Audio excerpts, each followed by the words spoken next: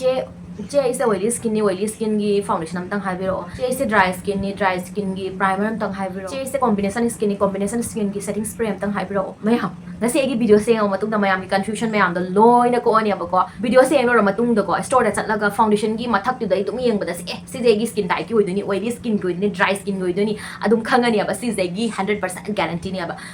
फजना ज्ञान ताना खंग मता रगदी वीडियो से फजना यंग स्किप तौ दबिदा दुदी हौरेसी वीडियो हम पुदो लाग जरे ममागी वीडियो दा मयाम खंगमिना गरे को नॉर्मल फाउंडेशन जना करिनो एचडी फाउंडेशन जना करिनो हाबदो अदो ngasi se free the makeup Tambiu gi day 12 boy dunia bako ado ngasi gi video se khangmina si ai gi ai comment su sum lai bako magi comment sing da che ai gi oily skin gi makeup product haibiro o dry skin gi haibiro o sensitive combination later ko mayam skin type no maki ado ngasi gi videos da mayam gi confusion sing do ko video se yeng na lor ba matung da loina clear ora ga ni khalle ba ko ina ai thaja ba thame ba ko si se kai no hadi yong mayam ai ko da kai hani mi ko na hang do no ko ai gi oily skin ni sumaina ai se karam ba tai do no combination ni karam ba tai do no adugi mahutta ko knowledge se phasana thambiwa ba lausan biwa ba ko adum hangdana ba isai thongdana sum khangna ba aduga bottle da gi mo tam ha ba di ai ko gi store da chatlaga bottle mathak ta gi sum yeng mo tam da o sidi gi skin gi ni ne skin type gi ni ne haina khangwa ngam na ko adugi da makta ngasi gi video se ina sam jarak pani mayam dai phasana gyan ta ba ngam na ba ko na jage ba ko video se phasana yeng du kai ko ba phasana khangning ba ta ra ga di ko skip to ra ga ni mayam gyan ta ba ngam moy ba ko ado mayam mi kana na bani ado hening da ba khaning da ba singi di ai ba singi di skip to ra sum mi aga ne ba ko hausi mayam khangmi na si ekoi gi skin type se mayam khangmi ra mani gi video ha ba di day 1 gi na day 2 gi video du ga ina phasan taw na mayam da skin type se kari no ha ba do mayam da ina panjagre ko aduga ayam ba hujik sum haidi khangam mani ba ko skin type se kari no hai se khangam mani ba ko ado khang da bor ga di adom se skin type se hana khangdok pi ro ba ko kamai na khangan ha ba ten tak sum haira ma ge video se sang alo re ga ba ko ado mai ko gi lung dhang sida tumom dai sa mai se phasan ta tho tum bi ra mo ba ko kai tai bi ra no mai se moisturizer gumba kai gumba kai tai ga nu no ala ga mai do yeng bi ba ko gi mai se kamai to ge ba do ko gi mai gi condition se kamai le ram ge ha ba do yam oil ka le ram bi ra oil ka ra nang se oily skin oil do ni haidi mai thong na ba loi na mare ek yam thom ba thau yam thom ba ga di adom se oily skin oil ga ni aduga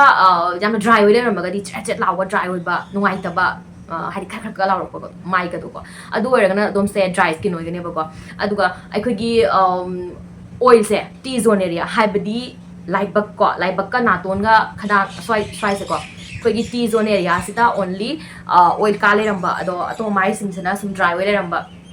same hausi area se dry oil ga dum oil haibadi tangkhai ba na mai se sum dry oil ba tangkhai ba na oil oil ba adu ga da nang se combination ai se myam combo se smai oil ne ba combination aduga normal or gana sum normal phasana sum leram mani ba ko aduga sensitive sana khoi gi kai hai ni kai kumba hai di product ma sina ba ya da ba mai singa sangangan ba khajitang mai sang thengur ga su khajitang ha ga chi kai na kholu ga su nga sangang lei ba nu sa da ka chat la ga su yam na ngang chalak ba khajlak ba gi lei dana ne am la sa ba chak ba thup ba adugi dana khoi gi sensitive skin hai de ne ba ko ado yengo mayam khoi gi normal ga combination ga oily ga si se ko moy hum gi kai no sing se hai ma se group amada thamba se ba ko aduga dry ga sensitive ga sina group amada dum thamba se ba ko sensitive se yeng mayam adom se hai sensitive ta su lei bani ba ko hai oily oira ga sensitive oira na traga dry oira ga sensitive oira ko adu matung ina product se logani ba ko sensitive oira skin na ma gi hana hai rage ba ko ai koina ama ma hekta yam na affordable oiba yam na hong ko pa market ta ama ma sum leisala tai ba do adu gi ya roi ma se ko sensitive oiba ni na khara sum branded oiba hai di khajik tang atang ba adumai dum sina ba phajana hai skin doctor ta sina doira adumai to biwa ba ko sensitive skin ora ga di apak sina bi no ba ko aduga yamna gentle mild oiba adugumba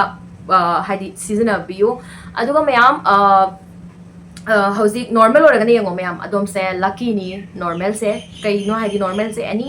ama heta lora sum sina ba ya re ba ko aduga combination sana mayam yengo ayam ba da ko ai su combination skin ne ba ko ningdam da na tum haidi dry sum oigani sum marak ta sum haidi oily orak pa habidi weather gi matung ina masa dum change ore ba ko aduna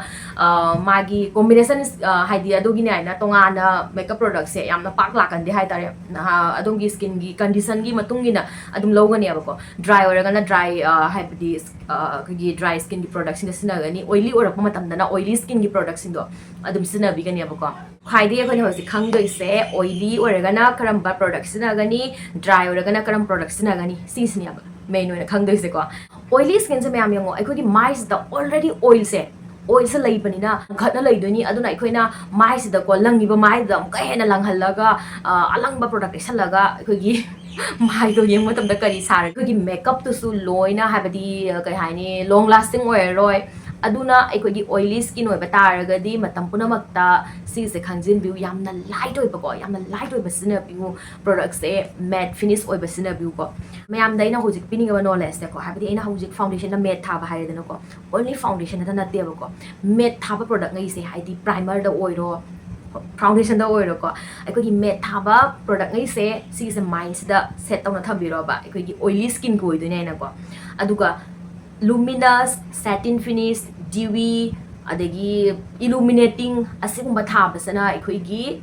dry skin gi oidoni ko hydrating asmai thabase sisna dry skin gi oidoni sigi se mind se set on thabiu adu ai taraga de dom gi confusion mayam da loi ko oni ba ko adum khange da na yeng matam da oh met thara di sigi se gi skin gi oily gi ni aduga ase hydrating illuminating sigi thabasana hydrating illuminating sigi thabasing jana dry skin gi ni ko kai gi no haidi dry skin se magi mai se marek ma how yaute akangba kai no ni dai khoina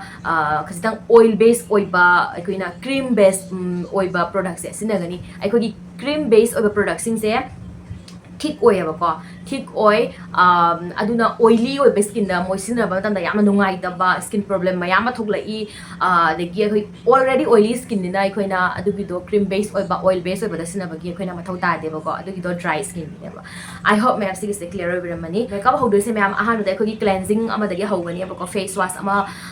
dagi hawni na traga cleansing ko apamba masum ko aikogi oily skin gi haragadi yamna nungai ba yamna kai haini cleanser ama ko CeraVe gi cleanser simple gi cleanser mayam ai mathak na sum tek tawjara ma ge ko aduga tonga na ko aikogi oily skin gi sumaina product pami dry skin gi sumaina pami che e na sumaina sum bibiro haraga na sum comment na sum ibira moi mayam da adum comment du ko sum reply tawjara ke ba ko ado I hope ai video se nga mayam adugi do ai do question do la oidra na khanjai ko sum gyan tara ga jai na khanjai cleanser face wash adum gi skin ga chana ba gi matung ina oily skin oraga na khajitang aikogi gel habi khajitang pa ba dum nungai bane ba ko aduga aigi wonadi ko ai isa gi wonadi kai haini CeraVe gi foaming cleanser do adu da nungai ba ko jar panja re ko CeraVe gi foaming cleanser do CeraVe da sum hydrating cleanser adagi amana foaming cleanser hai lai bane ba aikogi oily combination oraga na aikogi foaming cleanser do adu do yam nungai aigi isa gi wonadi ko ani mak so ngonda lai ado ai foaming do na hena nungai ba heli ba ko aduga dry skin oraga na aikogi hydrating to bi ba cleanser do adu da dum do biu adugi matung da mayam sensitive na sum sina ba yagani ba hojiki CeraVe gi magi cleanser do simple gi cleanser sina ba yai Neutrogena gi zai mayam aina sum sina ba nungai ba do ni mayam nei haizari se hojik cleanser lor bani na ko toner se mayam oily skin oraga disina biro dry skin oraga disina bagi darkar ta de aduga sensitive skin da di avoid to biro ba toner se ko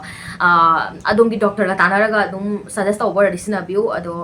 haidi sensitive ki toner gi sina bagi mathau ta de mayam yengo skin do already sensitive ni aduda muka toner ma sina raga ohina problem ora ka khali ba ko aduna oily skin oraga na ko gi plum gi toner sina ba yai plum gi toner fai good vibes ki yai aduga adu mayam ai tap tau jara ma gi ko mamang da soi toner yam sina ra me ba kan ko brand gi no ka aure ba ko ai adum khara sum afaba brand sing do dum thon jara ma ge mathak da tap tau jara ma ge ba ko oily skin oraga di toner sina bu dry skin oraga di adum skip to ba yani ko adugi matung da mayam hojik khwaidi mathau tar se moisturizer ko moisturizer ma khwaidi mathau tai oily skin oraga di yam light weight oiba gel base oiba water base oiba moisturizer sina bi ma adu do on the opposite oi hello ba dry skin oraga na haibadi cream base oiba oil base oiba khara thick oiba moisturizer ko sina bigani aina sum sina ba nungai ba haraga na Neutrogena gi moisturizer gel base moisturizer do du yam nungai aduga plum gi moisturizer yam nungai niacinamide gi do yam nungai sina ba ko aduga aikogi Pond's da su super light gel moisturizer lai bane ba ko adu sina ba nungai adu mayam sum apamba do aina hoji hai ba brand natraga so adum na sum pamja ba ko water base gel base oi ba ko light oi ba moisturizer ma lawraga adum sina biu aduga khajitang thik oiba moisturizer da hairagana Cetaphil gi ko Cetaphil gi moisturizer sinaba yai dry skin gi aduga Nivea gi moisturizer sinaba yai ko moisturizer se lore hazik primer ko primer se koi gi oily skin oragana khara sum affordable da pamagana Maybelline Fit Me gi primer sinaba yai aduga Record ki sigi primer se sisi sinaba yani oily skin oragana aduga dry skin oragana affordable da inside ki 2-in-1 primer sisi na bayai dry adi combination normally any amayare ko aduga Swiss Beauty gi ko Swiss Beauty gi mattifying makeup primer sisi mayam